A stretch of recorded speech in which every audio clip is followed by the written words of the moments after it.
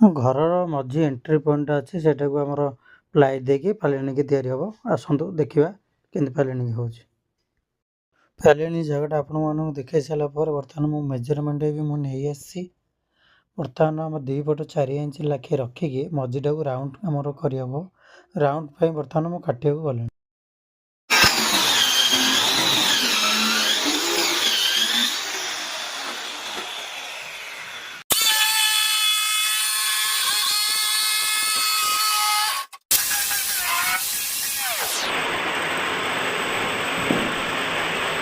ବର୍ତ୍ତମାନ ରାଉଣ୍ଡ ପାଇଁ ପୁରା ଫର୍ମା ରେଡ଼ି ହେଇଗଲା।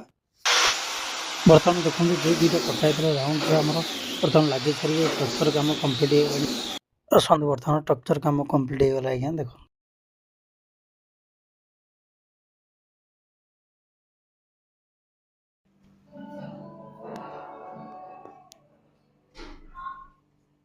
ଘରର ଇଣ୍ଟେରିୟର କରିବାକୁ ଚାହୁଁଛନ୍ତି କି? ଏ ନମ୍ବରରେ ଫୋନ୍ କରନ୍ତୁ। ରହୁ।